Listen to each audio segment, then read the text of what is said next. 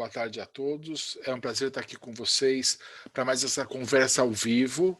Hoje o nosso tema é qualidade de vida antes, durante e depois do tratamento do câncer de mama. A gente espera que vocês tenham uma grande participação, então sintam-se à vontade por mandar as perguntas para a gente vai tentar responder a todas elas.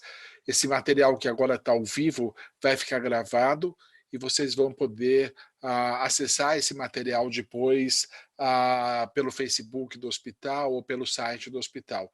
Isso vai ficar disponível e se eventualmente a gente não conseguir responder alguma pergunta, a gente vai responder depois pelo chat ou responder depois por e-mail para vocês. Para essa conversa ao vivo, então, a gente tem o prazer hoje de contar com a Simone Santana Gomes, que é psicóloga do nosso hospital, né, que luta ombro a ombro com a gente todo dia, com todas as dificuldades, já que a gente tem um número restrito de psicólogos para dar conta de todas as demandas do hospital, mas ela faz mais do que o possível para fazer com que as coisas andem bem, né? E o prazer de ter meu amigo, Dr. Carlos Ruiz, o eminente mastologista, que além do primor técnico, tem uma excelência humanista, né, e prima por conseguir tentar dar para as pacientes o melhor tratamento possível, e ele é o ferrenho defensor da máxima que a gente já saiu do passado de dar o maior tratamento possível para dar hoje o minimamente necessário, minimizando as sequelas, fazendo cirurgias menores, fazendo menos tratamentos agressivos para que os pacientes possam ter uma qualidade de vida cada vez melhor, né? Então, eu espero que vocês aproveitem e possam tirar todas as suas dúvidas. Quando a gente vai começar, vamos começar primeiro as damas, né? E quando a gente está falando da qualidade de vida antes, durante e depois do tratamento, alguma coisa recorrente que a gente vê no dia a dia é a dúvida que as pessoas têm sobre pesquisar ou não pesquisar o câncer de mama, né? A gente defronta com aquela frase, quem procura acha, né? Ou que a gente não deve pensar em coisas negativas, que isso atrai coisas negativas, né? E com isso a gente tem ainda um grande número de pessoas que evita fazer rastreamento com medo do que vai achar, né? Como é que a gente pode lidar com esse medo infundado da população em geral? O que a gente recomendaria para as mulheres com relação a isso? Procuro ou não procuro um câncer? Faço ou não faço meus exames de rotina? Olá, gente, boa tarde. Agradeço imensamente o convite de estar aqui com vocês, né? Esse é um tema que é super importante e essa questão é fundamental, né, doutor Ricardo? Procuro ou não procuro, né? A gente está falando de autocuidado, né? E o nosso autocuidado é fundamental, né? E a prevenção é uma forma da gente se cuidar, né? Eu costumo conversar com os pacientes de como que a gente trata o que a gente não descobre, né? Então, é uma angústia muito grande, né? Descobrir como lidar, mas primeiro a gente precisa descobrir para depois saber o que fazer, né? E nesse ponto, a informação é a nossa maior aliada, né? Então, a gente precisa tomar cuidado com as nossas fontes de informação, a gente precisa estar atento a informações seguras, de qualidade, né? Buscar nos nossos médicos de referência, né? Nas fontes que são confiáveis, não o Dr. Google, né? Que muita gente está aí procurando e lá tem de tudo, né? Então, acho que esse é um ponto fundamental, né? A gente não pode deixar que paralise. A gente tem os dois tipos de medo, né? Um medo que é saudável, que é importante, que protege a gente, mas aquele medo também que paralisa e que não deixa a gente fazer as coisas. E é desse que a gente tem que cuidar, né? A gente tem que pensar que a E prevenção isso é interessante, porque às vezes famílias de risco para câncer de mama, porque tiveram vários parentes com câncer de mama, às vezes essas que são de maior risco são as que têm mais medo, né? Fala assim, olha, minha irmã achou um câncer de mama, eu prefiro não achar em mim, né? Então, às vezes essas pessoas de maior risco são as que têm mais receio de fazer os exames, né? Pois é, Tem né? alguma forma de a gente lidar com isso? Precisa mandar todo mundo fazer terapia? A gente encara o medo e vai? Como é que a gente faz com isso? A gente precisa conversar sobre esses medos, né, doutor? Porque muitos estão pautados também em crenças que não necessariamente condizem com o que vai acontecer, né? A experiência da minha irmã não é a minha, né? O que aconteceu com a minha irmã não necessariamente vai acontecer comigo, né? Então, às vezes, a gente... É claro, né? O jeito que a gente vai lidar com uma doença tem a ver com a nossa personalidade, com experiências que a gente já teve, né? Mas a gente precisa poder falar sobre isso e tirar as dúvidas para poder entender o que tem a ver comigo, né? A gente fala de câncer de mama como se fosse uma doença só, né? Enfim, os outros cânceres, mas a verdade é que tem toda uma gama, né? E toda uma gama em cada corpo, né? Então a trajetória dessa doença vai ser muito diferente, né? A gente precisa cuidar um pouco disso. E na verdade, sim, tem um mito também que é muito recorrente, né? E alguns psicólogos até dizem que o câncer é a tristeza das células, né? Quanto você acha que o emocional pode interferir no risco de câncer? Né? Isso é interessante, porque uma vez eu vi uma psicóloga dizendo que AIDS era emocional. Né? Sabe, todo mundo morreu de rir, né? Todo mundo falou assim, essa é uma tonta porque não sabe que é causado por um vírus, né? Ela falou assim, vou explicar para vocês. Todo mundo sabe que é um vírus. Aí você sai uma noite para balada e transa com um cara que você nunca viu na vida e transa sem camisinha, né? Você queria ou não queria pegar AIDS, né? Ou seja, assim, a exposição a fatores de risco pode ter relação com o emocional, né? Isso é interessante porque depois muitas pacientes, se acontece ter o diagnóstico, muitas se sentem culpadas, né? Falam, olha, foi por causa que eu traí meu marido, eu estava numa depressão muito grande, meu filho morreu, né, sabe? Elas começam a achar desculpas na vida dela para justificar a doença e muitas se sentem fracassadas, né? Como é que eu, que era uma mãe exemplar, uma mulher exemplar, justo eu fui ter um câncer de mama, né? Essa culpa é comum no seu dia a dia? Você vê as pacientes relacionadas muito com isso? E como é que eu lido com essa culpa? Eu escuto muito essa pergunta, né? Meu câncer é emocional, né? Será que fui eu que causei a minha doença, né? A pesquisa, né, na internet mostra, né? Não falar das emoções causa câncer de tal, né? E isso é uma questão que é bem importante de abordar, né, Ricardo? Porque assim, corpo e mente são uma coisa só, né? Eu acho que isso é uma coisa que é importante a gente dizer, né? A nossa saúde emocional está relacionada com a nossa saúde física e vice-versa. Mas até aí dizer que a gente criou o nosso câncer, câncer é uma doença multifatorial, né? Então tem vários aspectos que estão relacionados, é importante que a gente lembre disso, né? Eu costumo dizer para os pacientes que se você tem uma questão emocional que você relaciona com a doença, é importante a gente cuidar disso, né? A gente tem uma oportunidade do daqui para frente, não do que passou. O que passou, passou, né? Se todo mundo também que não lidou com uma emoção fosse desenvolver câncer, tava todo mundo com câncer, né? Agora, isso que você trouxe dos fatores de risco, né? Talvez a colega aí se expressou bem, né? Ela foi pá, né? Mas acho que tem uma reflexão interessante nesse sentido, né? Então, assim, um paciente, uma pessoa que tem depressão, né? Talvez ela tenha um autocuidado prejudicado, né? Ainda mais se ela não faz o tratamento, né? No sentido de repente, tá ali deprimida, não tá se A gente vê às vezes um cuidando. exemplo claro nisso, naquele paciente que o pai morreu de câncer de pulmão, o irmão está com câncer de pulmão e ele continua fumando, né? Ou seja, Uhum, assim, tem uma exposição a um fator de risco que deve ter causas psicológicas, né? Porque não é muito racional, né? Você ter uma história familiar de câncer de pulmão e continuar fumando, né? uhum. Então, você acha Essa, que, embora o psicológico não seja a causa direta, né? Mas eventualmente você se expõe a riscos que você não precisa, né? Exatamente, mas a gente precisa entender, né, o que está relacionado a isso, né? É que nem a questão da informação, né? Assim, todo mundo tem acesso à informação, né? Hoje em dia é cada vez mais difundido, né? Mas isso não muda, né? Então, assim, se fosse a questão, né? Claro, muitas pessoas não sabem, mas se fosse a questão de saber, eu sei que tal coisa me faz mal, mas por que que eu faço ela do mesmo jeito, né? Eu sei que fumar me faz mal, por que que eu fumo, né? E isso é uma questão que a pessoa precisa olhar para dentro dela e precisa buscar entender, né? Então, eu fumo porque eu estou ansioso, né? Na hora que eu fico ansioso, eu fumo, né? Eu fumo, sei lá, isso era mais antigamente, né? Muito a ver com uma questão até de status, né? Olha, era bonito fumar, e isso foi ficando, né? Acho que é importante as pessoas poderem entender o que está levando ela a praticar, né? Tal hábito para a gente poder pensar em como mudar, né? Uhum. Bom, ainda falando sobre esse assunto, agora mudando um pouquinho para o professor Carlos Ruiz, né? A gente sabe que tem fatores não modificáveis, como a genética, né? Alguns casos são hereditários, a gente não pode mudar isso. A gente dizia que a idade da menarca também é um fator de risco, a gente não pode mudar, a idade da menopausa a gente não possa mudar. A gente sabe que números de filhos e amamentação ajuda, mas ninguém vai recomendar que você tenha 10 filhos para evitar o câncer de mama, porque isso tem um efeito colateral muito grave, que é ter que sustentar os 10 filhos, né? Mas existem fatores modificáveis ao longo da vida e que é importante que comece cedo, né? Carlos, o que você recomenda para suas pacientes, as jovens, que elas podem fazer no dia a dia para evitar o câncer de mama, para fazer prevenção primária do câncer de mama? Já que para o câncer de colo de útero a gente tem uma vacina, para o câncer de mama a gente não tem por enquanto, né? Então, o que a gente pode recomendar no nosso dia a dia para que a paciente possa dizer, olha, eu estou fazendo o máximo possível para evitar meu câncer? É tomar vitamina D, tomar vitamina C? Não, o que a gente recomenda para elas? Boa noite, Ricardo. Obrigado ao pessoal pelo convite. É um prazer enorme poder estar aqui, trocar informação. Ricardo, pergunta muito boa, né? Eu gostei muito da introdução da Simone com relação a esses aspectos emocionais, né? E, na verdade, as questões emocionais estão mais envolvidas nas questões de não autocuidado que às vezes pode existir, né? E isso, na verdade, em função de não acontecer adequadamente, fazer ela não fazer a mamografia, fazer ela não se seguir adequadamente. Por isso que a sua pergunta é importante. O que eu posso fazer, né, para mudar o meu caminho, para poder mudar a minha história? Tem alguma coisa que eu possa fazer ou é inexorável o meu futuro, eu fico esperando as coisas acontecerem?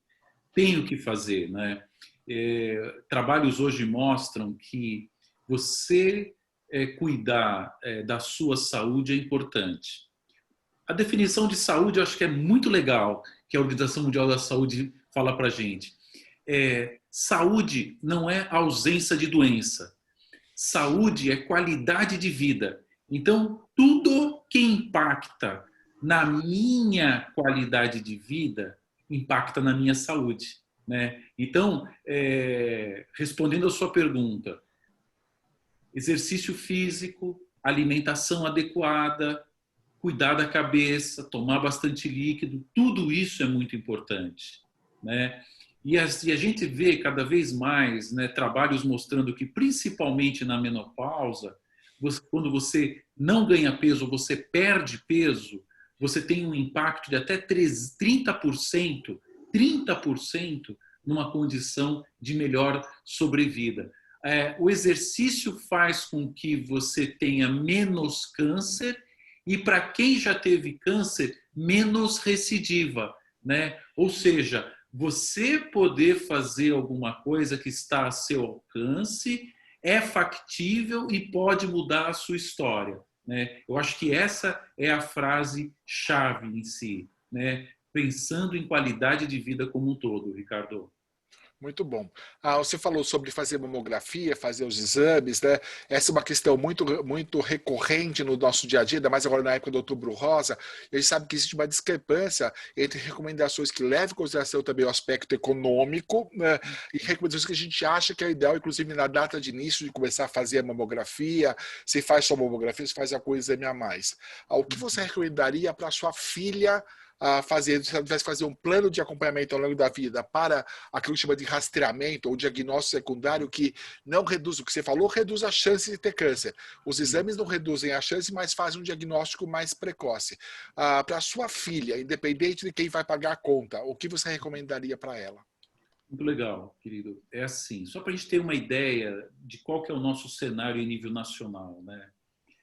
Para esse ano são esperados 66 mil novos casos de câncer de mama. Ok. Desses 66 mil, a grande maioria com tumores palpáveis. Então já vem a primeira questão do rastreamento, Ricardo. É assim, num país como o nosso, que teoricamente o ideal de rastreamento seria 70% das mulheres, não passa de 20% a 30%. Em alguns estados da região norte, não chega a 15%. Né? Quem que faz o diagnóstico? Em nível SUS, é a mulher palpando. Ela palpa o seu nódulo e ela vai buscar serviço, vai buscar algum serviço para tentar tratá-lo como um todo. Ok. Quanto maior o nódulo, a gente pode ter perspectivas diferentes em função do tamanho dele. Perfeito. O que a gente busca hoje? Tentar diagnosticar antes da palpabilidade, né? A gente respondeu agora há pouco para você a questão que diz respeito à prevenção primária, né?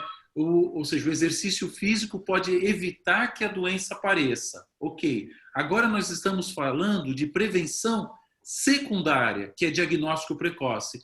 Por que eu sublinho isso, que foi importante que você disse? Porque as mulheres, muitas vezes no meu consultório, falam o seguinte, que apareceu câncer. Mas, Carlos, eu faço mamografia todo ano, como é que eu fui ter câncer? Como é que não evitou, né? Né? Mas a verdade é assim, a mamografia é exatamente para isso. Tá? Para proporcionar a oportunidade de um diagnóstico precoce. Porque quanto mais precoce eu mutilo menos, quanto mais precoce eu uso menos medicações, quanto mais precoce eu tenho uma condição de qualidade de vida melhor.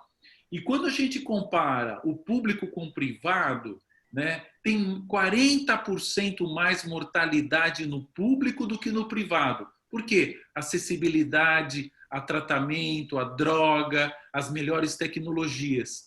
Quando eu penso em igualar o público e o privado, eu só tenho uma alternativa: diagnóstico precoce. O diagnóstico precoce é igual no SUS e é igual no público, é igual no privado. Ou seja, para se estabelecer a equidade, o diagnóstico precoce até isso me traz. Respondendo a sua pergunta, para minha filha, como não temos história familiar de câncer de mama na nossa família, iniciar a mamografia a partir de 40 anos em si, querido. Anualmente, até você ter perspectiva de vidas e qualidade bem estendidas em si. Ou seja, também não é parar aos 70 anos. Né? Você continua fazendo enquanto você tiver condição de um tratamento adequado como um todo. E você pede para fazer anualmente? Anualmente. Para você ter uma ideia, Ricardo, do impacto da sua pergunta, 30% dos cânceres de mama no Brasil acontecem antes dos 50 anos. Então, quando eu falo 40 anos anual, é exatamente colocando um questionamento no que o INCA e o Ministério preconizam. A partir dos 50, bienal. Né? Imagine quanto que eu vou perder, sabendo que, especificamente, quanto mais jovem for a paciente, eu tenho, obviamente, dificuldades na própria mama para o diagnóstico precoce, porque é uma mama mais densa, mas compensa, né, a partir dos 40, anual como um todo. Bom, a Maria Neves, muito obrigado pela sua pergunta, ela diz que ela sente muita dor para fazer mamografia, o que é muito comum, né? Às vezes eu até encontrei uma frase na internet que diz que para treinar para mamografia, você abre a geladeira, põe a mama e bate a porta com toda a força, né? Então, assim, o que ela pode... É normal ela sentir dor na mamografia? É um exame muito desconfortável? O que ela pode fazer para amenizar essa dor? Eu acho assim, nas mulheres que menstruam, eu sugeriria que a mamografia fosse feita depois da menstruação. Né? Próximo à menstruação, a mama fica muito sensível, então nem pensar em fazer mamografia. Né? Para as mulheres que não menstruam, o que eu sugiro normalmente? Que escolham, na verdade, um dia em que elas estejam mais tranquilas, mais calmas, porque a tensão que se estabelece em função... minha amiga teve dor. Pronto, você vai resistente para a mamografia achando que vai ter dor. Relaxa. Incomoda? Incomoda um pouco. Claro, você põe a sua mama entre duas placas para a gente poder obter a imagem necessária. Então, aperta, comprime. Para algumas mulheres, quanto mais densa a mama, incomoda mais. Para outras mulheres que têm mais lipossubstituição, incomoda menos. O que é lipossubstituição? Boa pergunta, Ricardo. Fundamental. A pergunta que sugere o que é a lipossubstituição é assim: por que eu não preconizo fazer mamografia antes dos 40 anos? Né? Porque as pacientes perguntam, mas cara, se mamografia é tão bom, por que eu não faço a partir dos 30? Por quê? Quanto mais densa for a mama, o que significa mama densa? Muita glândula mamária. A mama começa a apresentar uma substituição gordurosa, ou seja, a lipossubstituição, em média, a partir de 35 anos. Quem já engravidou várias vezes, quem já amamentou, tem isso de forma mais precoce. Mas quem não, é a partir dos 35 anos. Por isso que a gente preconiza, né, a partir dos 40, que eu tive um tempo para essa substituição. Quanto mais gordurosa for a mama, melhor para a mamografia. Quanto mais densa for a mama, mais glândula a mama tiver, pior para a mamografia, querido.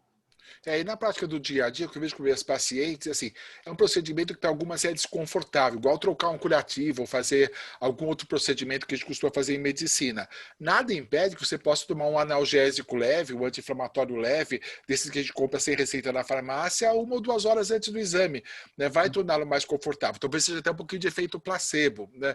E aí, mudando um pouquinho para a Simone, assim, a gente sabe que muitas vezes essa dor que a paciente tem é porque ela está nervosa por causa do exame, e muito muito mais pelo medo do que ela vai achar no exame, né? Ela fala assim, vai que dá alguma coisa, ou às vezes ela já palpou, como o Carlos falou assim, ela já palpou o nódulo, então quando ela palpa o nódulo, ela já põe a minhoca na cabeça, assim, vai dar alguma coisa errada nisso, né? E ela vai muito tensa pro exame. Você acha que alguma técnica psicológica antes ou durante o exame pode ajudar a paciente a tolerar melhor a mamografia? Olha, eu concordo, acho que sim, né? Que a tensão acaba, não é que a pessoa, né, não cria dor, mas exacerba a dor, né? Então, um exame que já é desconfortável fica muito mais desconfortável, né? Acho que um aspecto que não está no controle da pessoa, mas que ajuda muito, e aí vai para os nossos queridos profissionais de saúde que também estiverem assistindo, é o acolhimento de quem está fazendo o exame, né? A gente percebe claramente a diferença de quando a pessoa, mesmo no exame que dói, é bem recebida, é acolhida, né? Colocada no lugar, avisa, agora a gente começar, agora a gente vai fazer, né? Respira fundo, ter alguém ali junto faz muita diferença, né? Nesse sentido, talvez também, assim, ir com algum acompanhante, alguém que vai dar um apoio, se possível, a gente sabe que nem sempre é, né? Mas às vezes ter alguém ali que vai estar junto, que vai dar esse acolhimento, e os profissionais de saúde também estarem atentos a isso, faz muita diferença, né? E pensando em técnica, né, eu acho que respiração é uma coisa que é muito importante, parece bobo, né, mas ajuda demais, né, a questão da ansiedade, da tensão mesmo, né, a gente nem se dá conta do quanto que a gente está respirando mal, né, fica aquela coisa, né, que é curta, né, então aquela coisa mesmo de inspirar como se estivesse cheirando uma flor e soltar como se estivesse assoprando uma vela, né, contando até 10 e fazer isso algumas vezes, ajuda, né? Ajuda a gente a tentar relaxar um pouco mais e acho que faz diferença, sim, na questão da dor depois. Muito bom. Carlos, Posso acrescentar pode, um? claro, pode. Eu acho que é interessante. É assim, você falou de nódulo, né, Ricardo? Lembrando que 80% dos nódulos palpados não tem nada a ver com câncer. Né? Não é E porque aí, assim, palpou. aproveitando sua intervenção sobre isso mesmo, a Edna Souza Miranda fez uma pergunta muito interessante. Se as dores dos nódulos benignos e malignos são diferenças, são diferentes e qual a proporção disso? Né? Ou seja, a dor é importante quando você tem um nódulo? É diferente se ele dói ou se ele não dói? Claro, não, bacana pergunta, parabéns, Arisna, obrigado pelo auxílio. É assim, existe uma alteração mamária chamada alteração benigna, que nós chamamos especificamente de alteração funcional benigna da mama, né, que antigamente se chamava de displasia. O que é essa alteração funcional benigna da mama? A mama é mais sensível aos hormônios que a mulher produz. Não falei que ela produza mais hormônios, mas essa mama é mais sensível. E essa sensibilidade se traduz de 4 formas: dor, principalmente no pré-menstruo, formação de nódulos que podem ser sólidos ou císticos, e em 4 a 8% das vezes, descarga papilar, bilateral, multiductal. Pelos vários caninhos sai um líquidozinho. Então, nódulo cisto, dor e descarga papilar ou fluxo papilar faz parte de alteração funcional benigna da mama. Benigna da mama, né? Dor, nódulo, cisto, que é uma bolsinha de líquido, e descarga papilar ou fluxo papilar, né? Então, normalmente, a dor acompanha as alterações benignas da mama. Infelizmente, entre parênteses, o câncer não dói. Por quê? Se doesse, precocemente o paciente procuraria um serviço para o tratamento como um todo. Né? É claro, existem exceções, nada em medicina é 100%, pessoal. Nada é 100%, mas eu diria que excepcionalmente no seu início ele dói. Ele pode proporcionar dor quando ele está mais avançado. Aliás, a gente vê casos de dor, aquela paciente que tem um nódulo da mama que ela não palpou, ela não sente, lá um dia ela leva uma cotovelada ou bate a mama, né, e aí começa a doer. Daí ela fala assim, olha, foi porque eu bati que apareceu o nódulo, né? Então, assim, a dor acabou sendo por uma outra causa e o nódulo estava lá passando por acaso lá, né? Na verdade, são essas coincidências, né? O nódulo estava lá há muito tempo, né? Para as pessoas terem ideia, um nódulo maligno, um câncer de mama para atingir 1 centímetro, demora em média de 8 a 10 anos.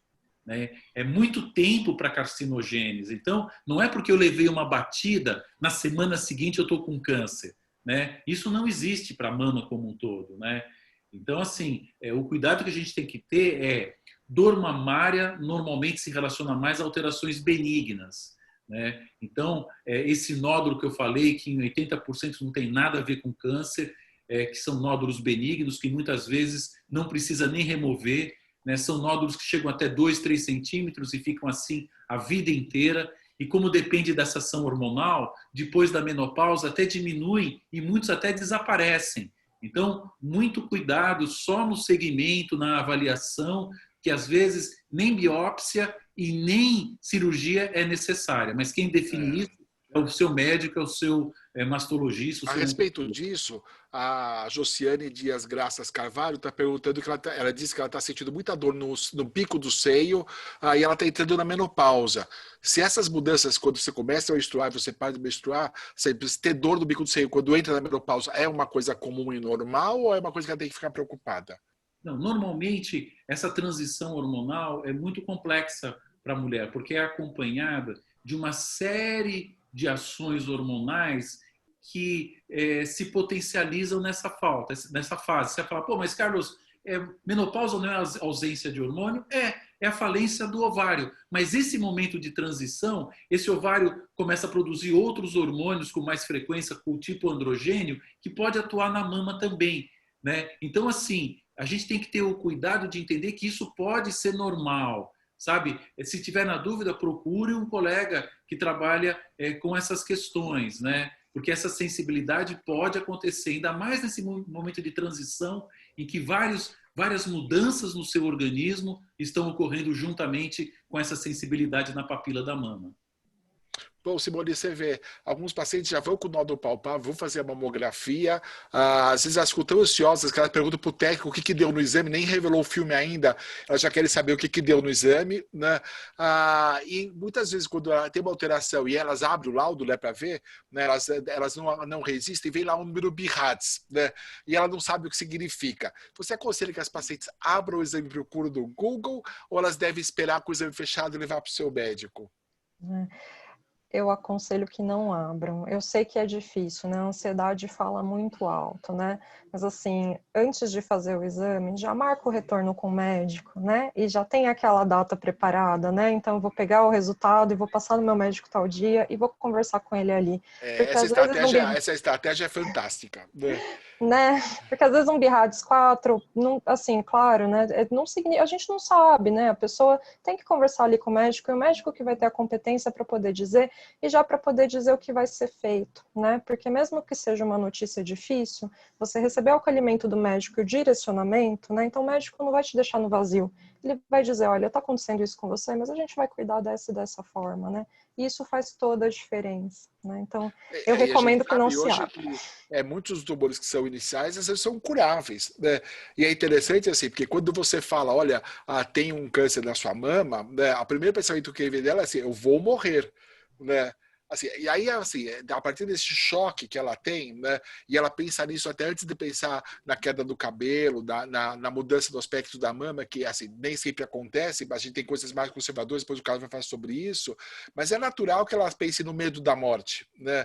Assim, o que ela deve fazer para lidar com essa angústia do diagnóstico e dos tratamentos que ela vai passar? Como é que ela se prepara para tudo isso? Ela conta para o filho, conta para o marido, para quem que ela deve contar? Como é que ela deve reagir a isso?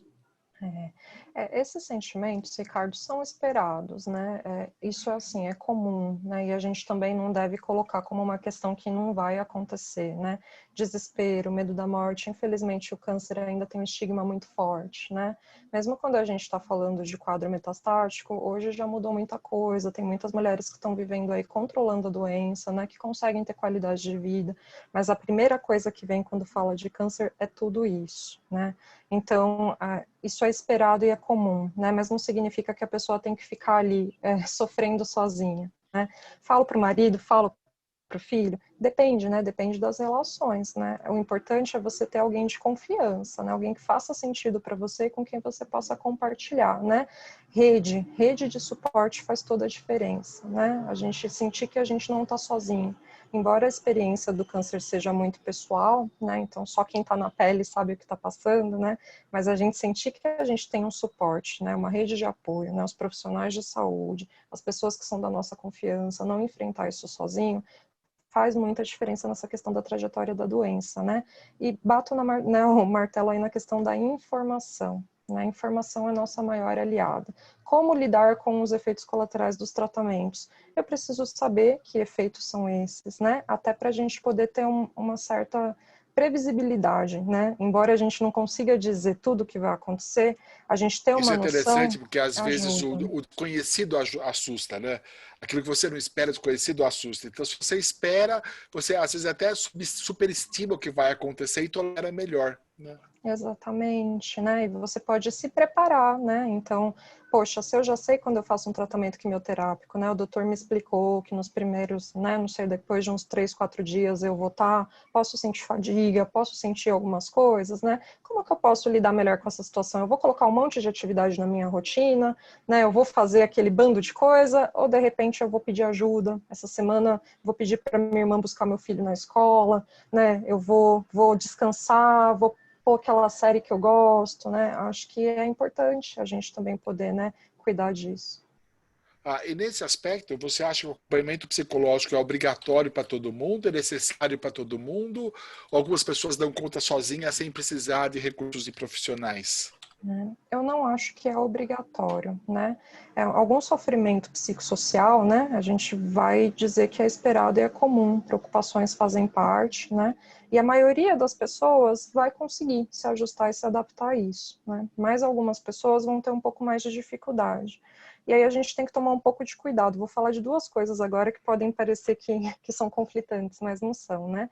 A gente não pode transformar tudo em doença psicológica, né? Então, alguns sentimentos que são naturais e esperados, a gente dizer que todo mundo precisa de terapia, mas a gente também não pode subdiagnosticar. A gente não pode achar que todo sofrimento é normal e que a pessoa, né, paciente com câncer fica deprimido mesmo.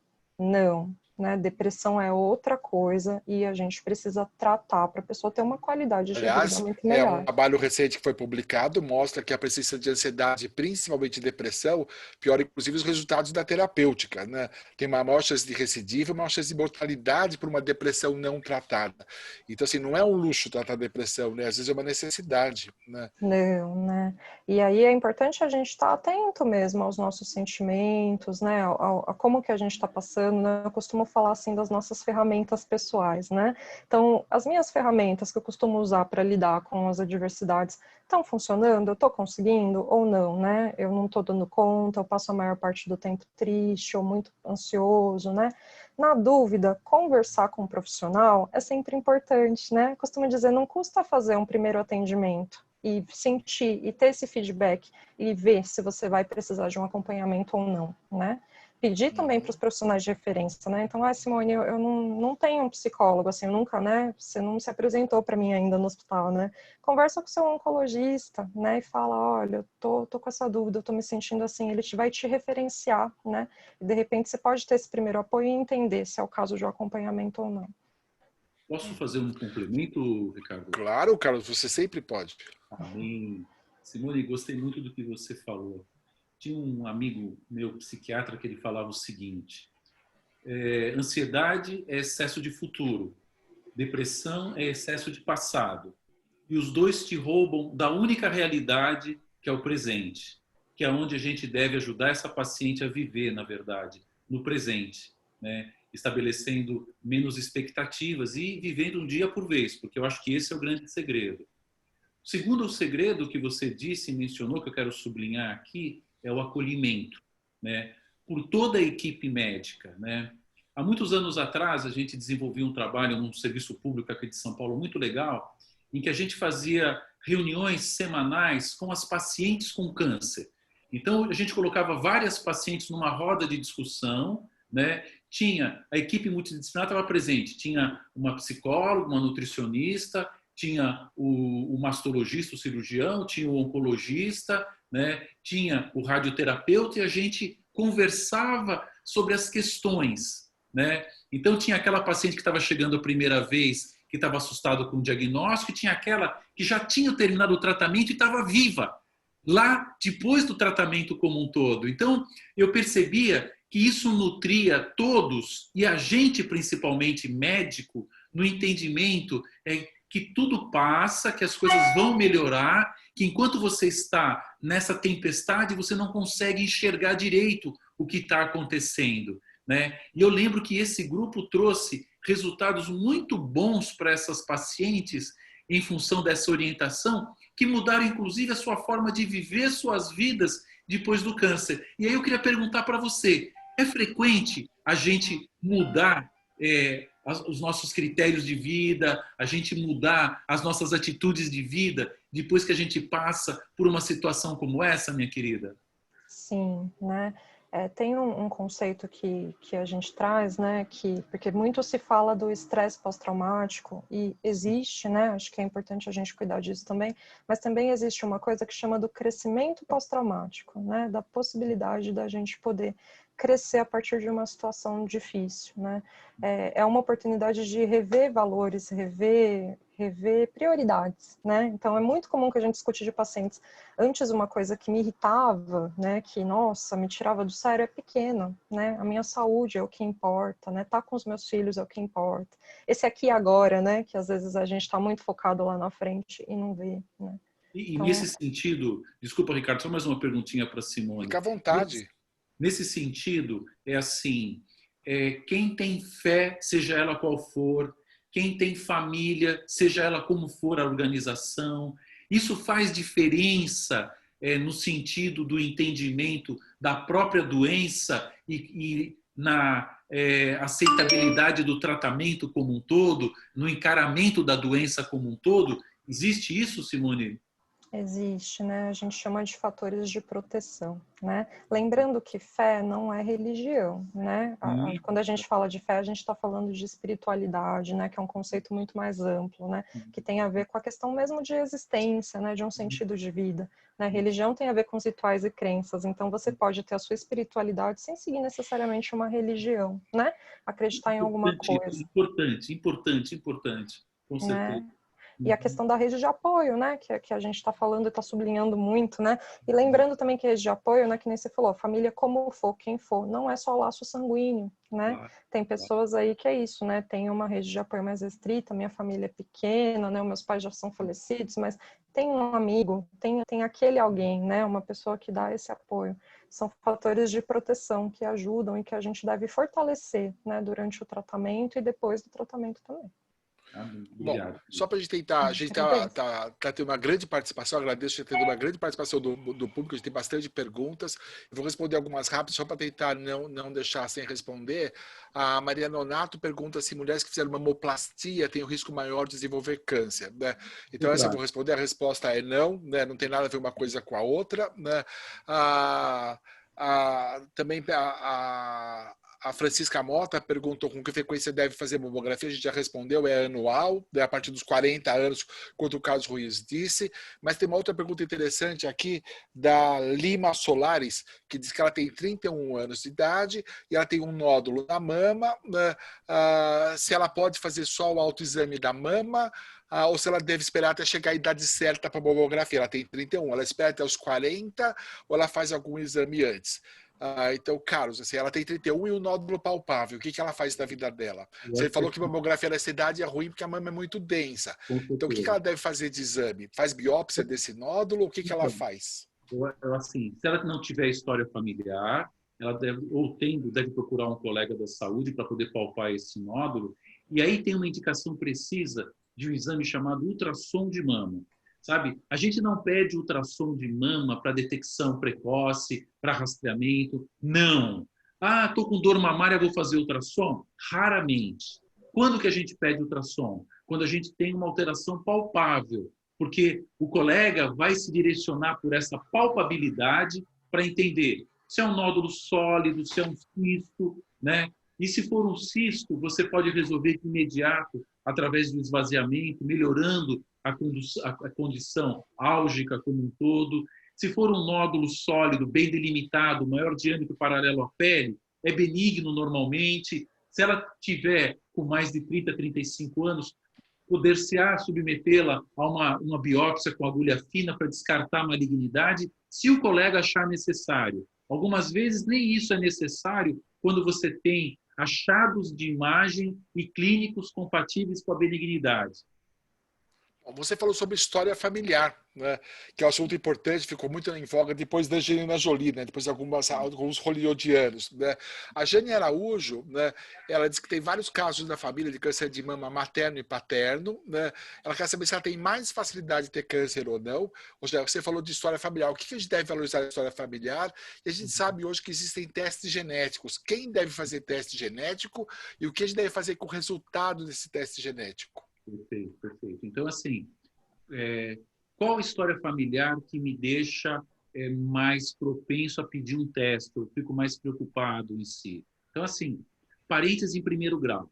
Se eu tenho um parente em primeiro grau que teve câncer de mama, e quem é primeiro grau? Mãe, irmã e filha. Mãe, irmã e filha com câncer de mama, eu tenho que me preocupar. A história da Angelina Jolie ela é muito interessante, entre aspas, pelo amor de Deus, o interessante. A mãe dela faleceu aos 37 anos com câncer de mama e a irmã dela aos 34. Ela fez o teste genético que mostrou que havia uma mutação num gene que aumenta de 40% a 80% o risco de um câncer de mama, vírgula, e ovário no decorrer da vida dela. Né? Por isso que ela removeu as mamas. Por isso que não é para todo mundo. E aqui vem uma observação muito importante. Todo câncer de mama, ele é genético. Ok? Por quê? Porque ele acontece a partir de uma alteração do gene. Mas nem todo câncer de mama é hereditário. 5 a 15% é hereditário, 5 a 15%. Ou seja, ter história familiar não é a regra, é exceção.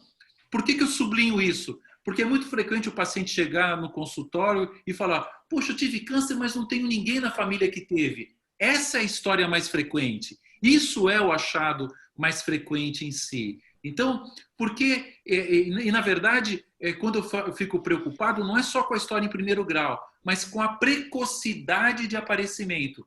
Quanto mais jovem for o indivíduo de primeiro grau que teve câncer de mama, mais me preocupa. E é muito simples entender, né?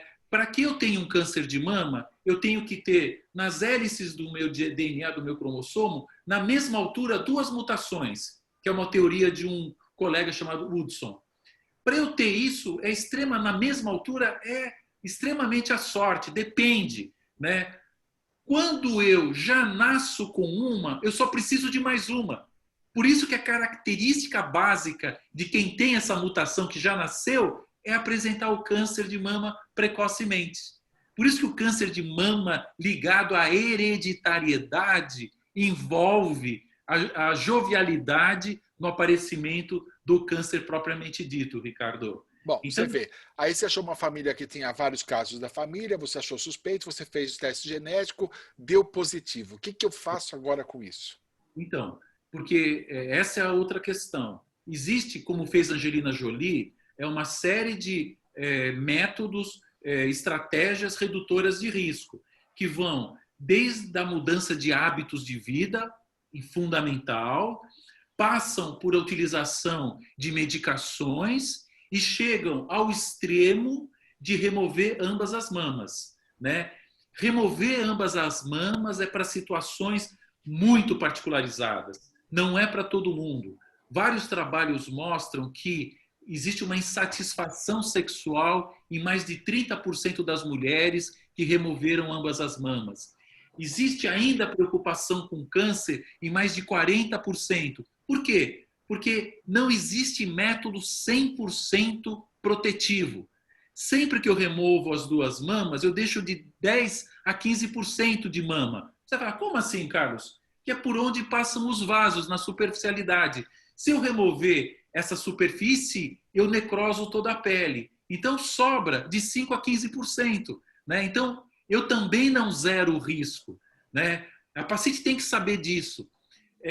Por isso eu tenho que informar e discutir muito, conversar sobre tudo isso. O professor Carlos da Silva Lacaz, na nossa época de faculdade, Ricardo, o Ricardo é da minha turma, nós somos da mesma turma, o professor ele falava o seguinte para nós, o professor Lacaz: tudo que eu falo antes da cirurgia é explicação.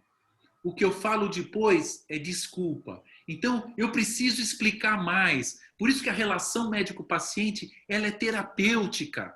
Eu preciso me relacionar mais. O paciente, ele não é meu inimigo, ele é meu amigo. Ele é meu amigo e eu preciso sim entendê-lo na integralidade. Hipócrates falava na Grécia Antiga: eu não quero conhecer a doença, eu quero conhecer o paciente, porque a mesma se manifesta de forma distinta em cada um de nós. Por quê? Porque o ser humano é individual. Conhecer essa individualidade faz toda a diferença na terapêutica.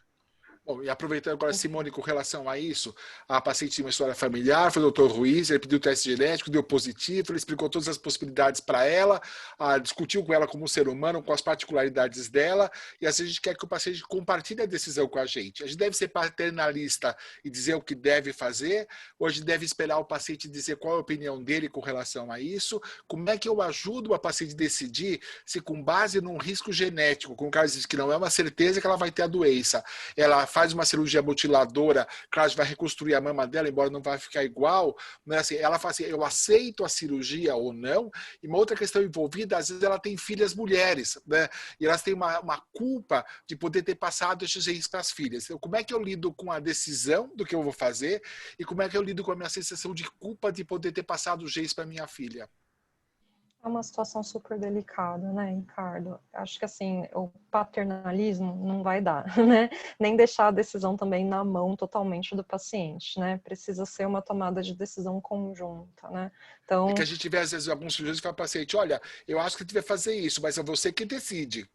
não é? E você deixa a pessoa num desamparo, né? Porque pensa, ela já está lidando com todos esses sentimentos, com todas essas angústias, né? Ainda eu vou resolver. E se eu tomar a decisão errada? E se eu não tomar, né? Isso que o Dr. Carlos falou é fundamental, a relação médico-paciente, né? A gente sabe que para os pacientes que a sensação de confiança no médico faz muita diferença em relação a como eles lidam o tratamento, né? Então, poder tomar a decisão em conjunto, sentir que o médico me explicou, me orientou, pensou junto comigo qual que era a melhor opção e eu tomei essa decisão, é fundamental para cuidados depois, né? Para que a pessoa possa se sentir mais confiante e lidar, né, com seja a cirurgia pós, que tem os seus impactos, ou seja, o medo, né, de não fazer, mas o medo de desenvolver, né?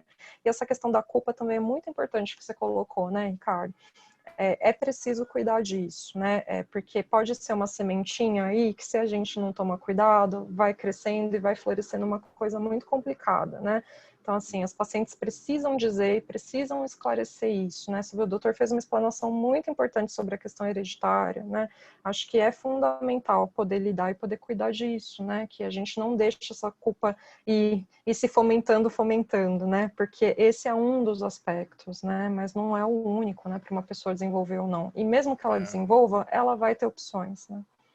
Bom, acho que o nosso papo está extremamente legal, né? Deixa eu só cortar um pouquinho, para a gente poder abordar um pouquinho mais, a gente está ficando, só tem mais 10 minutos, senão a gente poderia ficar aqui até amanhã discutindo, né?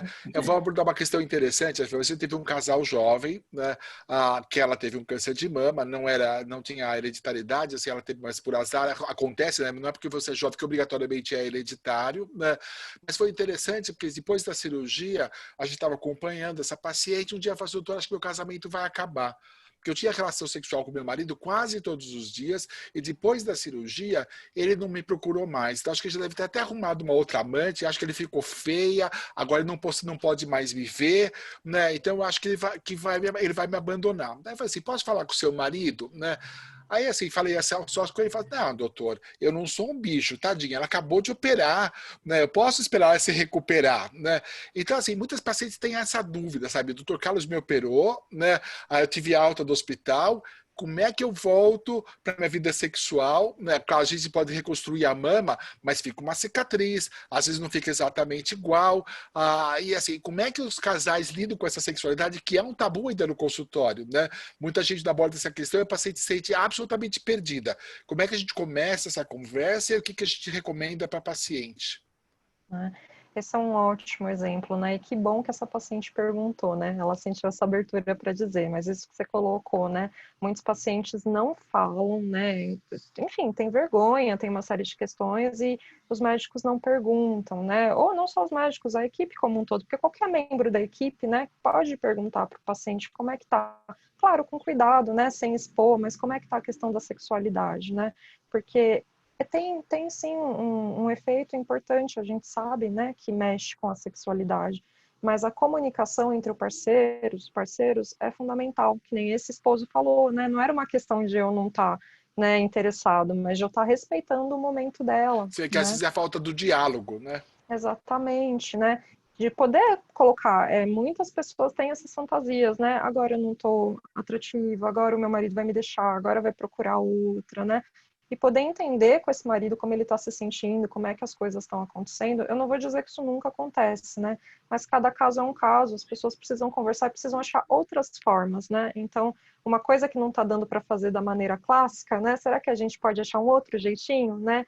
De poder propiciar prazer um para o outro, de poder estar à vontade um com o outro, né? Isso é fundamental, né? Existem outras formas e algumas pessoas têm mais dificuldade e aí é preciso conversar, né? Achar uma forma de ser criativo.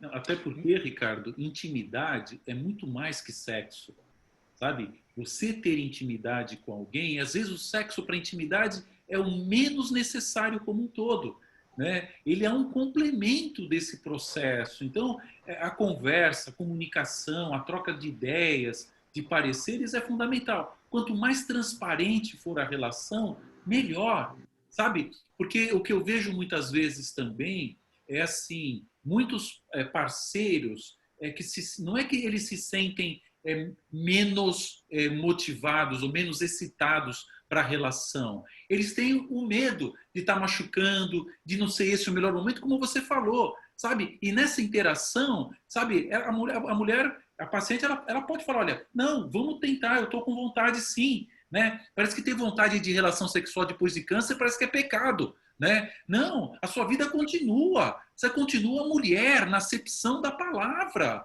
sabe? E isso a gente, profissional de saúde, tem que dizer e deixar muito claro para ela, sabe? A gente não está fazendo uma cirurgia mutiladora sexualmente. Nós estamos fazendo uma cirurgia para tratar algo que poderia comprometer a qualidade de vida dela. E como disse a Simone aqui para nós estamos trazendo novos valores para essa vida, sabe? É o crescimento que vem em seguida, Então, sabe? com relação a isso, já estou pedindo para a gente para considerar as suas finais, acho que uma pergunta que é fundamental, é uma pena, a gente podia ficar aqui um tempão, precisamos fazer uma outra ainda nesse mês, né? Mas eu acho assim, tem uma coisa que é importante para a gente falar antes da gente concluir, assim, é uma dúvida que todo mundo tem, quer dizer, tive câncer, fiz quimioterapia, fiz radioterapia, agora eu estou em segmento. Quando eu estou curada, né, eu vou ser externamente uma ex-cancerosa ou pode chegar uma hora, assim, o mito dos 5 anos, quer dizer, agora minha doença não volta mais, ou seja, como é que a gente lida com o ter tido a doença nesse período do segmento, onde você tem que fazer exames de tempo em tempo, mas você não tem doença presente? Eu estou curado ou não estou curada? Quando eu estou curada? É isso aí. Então, assim, na verdade, essa questão, o que a gente sabe da história da doença, né? Depois da cirurgia, os 2 primeiros anos são os anos mais importantes. E a partir, quando tem que voltar, são os 2 primeiros anos que com mais frequência a gente faz o diagnóstico. E o tempo corre ao nosso favor. Quanto mais tempo o tempo for passando, menores são as possibilidades de retorno de doença. Então, assim, eu diria que com o tempo, menores são as possibilidades. O que é cura, né? Se a gente acha que a cura é a ausência da doença, ok, eu estou curada. Percebe? Porque eu não tenho mais absolutamente nada que identifique essa doença em mim. Então eu estou curada. Agora, é óbvio que em terreno que cresceu o câncer, a gente tem que estar sempre seguindo e avaliando para ter certeza da possibilidade dele não estar presente nos segmentos e nos retornos como um todo, né? Mas se ele não está detectado, eu estou curada dele, óbvio, dele em si. Simone, como é que eu lido com essa sensação de ex-canceroso? Eu acho que esse é um ponto muito importante, viu? Até porque a gente tem também, assim, não depende só da gente, né? Às vezes os outros olham para a gente como ex-canceroso, né? Pois é. E a gente, assim, está falando, né, muito do diagnóstico, da prevenção, de quem está em tratamento, mas a gente não pode esquecer de quem terminou o tratamento, né? Essas pessoas ficam num limbo, às vezes, né? As pessoas dizem, nossa, você tem que estar bem, você venceu um câncer, né?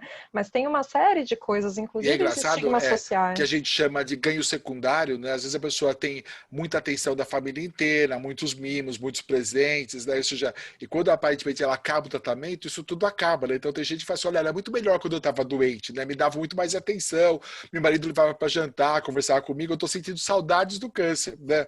Ou seja, assim, existe ganho secundário com a doença? Pode acontecer, né? Tudo depende da dinâmica familiar, né? Mas tem um certo, talvez, cuidado, uma certa atenção que pode se receber. E tem esse outro lado ruim, né? Esse medo de, será que minha doença vai voltar, né? O medo da recidiva, né? Então, são coisas importantes da gente poder estar atento e da pessoa se sentir que não está conseguindo lidar, de também procurar um suporte, né? Uma coisa que o paciente fica muito desamparado é isso, porque ele estava ali acostumado a estar com aquele contato intenso com a equipe, e aí vão se espaçando, né, os acompanhamentos, e por um lado é muito bom, mas por outro, fica um pouco com uma perda de referência, né? Nossa, mas e isso, e aquilo, né? Então, é importante E às assim, vezes que a a gente vai pessoa... falar para o paciente, volta daqui 6 meses, fala, nossa, não quer mais me ver, me via toda semana, agora só quer que eu volte daqui 6 meses. Né? Né? Bom, Mas acho que qualquer questão antes, volta antes, né, doutor? Não precisa a gente assim, está né? sempre de Qualquer porta aberta, a angústia, gente está sempre de marca porta uma aberta, consulta e né? volta, Nem que exatamente. seja por telemedicina, né? Bom, a gente está encerrando o nosso tempo, então eu queria falar assim, Carlos, suas considerações finais. A gente podia conversar aqui mais muito tempo, Claro, né? claro, Mas É a gente vai pano ter que para encerrar manga. algum momento. Carlos, claro, suas claro. considerações finais. Então, assim, sendo bem objetivo e prático, é assim, hoje são milhões de sobreviventes de câncer de mama. Hoje nós temos muito a celebrar em relação ao câncer de mama pela sua altíssima curabilidade. Faça exercício físico, se alimente adequadamente, cuide da sua cabeça, medite se você puder, porque a vida começa e termina com a respiração. Faça sua mamografia anual a partir dos 40 anos e seja feliz. Seja feliz, sabe? E felicidade aí é algo que só você pode definir. O que é para um não é para outro. Então, seja feliz. Como dizia a Vinícius de Moraes, né, que não seja infinito, né, posto que a chama, mas que seja eterno enquanto dure. Amém. Né? Simone, suas considerações finais. Né? Eu acho que qualidade de vida é importante a gente lembrar que está relacionado a diversos fatores, não só saúde, né, mas emocional, social, funcional, físico, né, e que é importante que a gente esteja atento para todos esses, né. As palavras do doutor foram ótimas, né, mas eu gostaria de acrescentar assim que também trabalhe com o que é possível, né. Eu vejo muitas pessoas que ficam no campo do ideal e aí se não fazem o que considerariam ideal, não fazem nada, né. Então, assim, tá tudo bem, né? Nem sempre a gente vai estar bem em todos os aspectos, mas se a gente não perde de vista essa busca do equilíbrio, a gente se cuida muito melhor, né? O importante é a gente estar no centro, né? A gente poder se olhar. E se eu tenho uma dificuldade importante em alguma dessas questões, procurar ajuda, né? Vamos acabar com esse tabu, né? De que é fraqueza, de que é você que não sabe lidar. A gente está todo mundo junto, né? A gente está num contexto de pandemia que não está fácil para ninguém, né? Então, não sofra sozinho, né? Se você está vendo que está difícil, procure ajuda. Bom, eu queria agradecer a todas as pessoas que participaram, mandaram perguntas. Eu tentei responder todas, mas infelizmente algumas ficaram sem resposta. Queria dizer que essa conversa ao vivo vai estar disponível no Facebook para quem quiser reassistir. Pode mandar suas perguntas, vai ter um imenso prazer de responder. Queria agradecer de forma muito particular ao meu amigo Carlos Ruiz pela brilhante participação. Simone, você foi fantástica. Eu espero que possa fazer isso mais vezes. Muito obrigado para vocês dois. Acho que a conversa foi muito produtiva e acho que vai ajudar muita gente. Obrigado, um bom resto de dia para vocês e até uma próxima oportunidade. Muito obrigado. Obrigada. Tchau, Obrigado, tchau. obrigado, obrigado.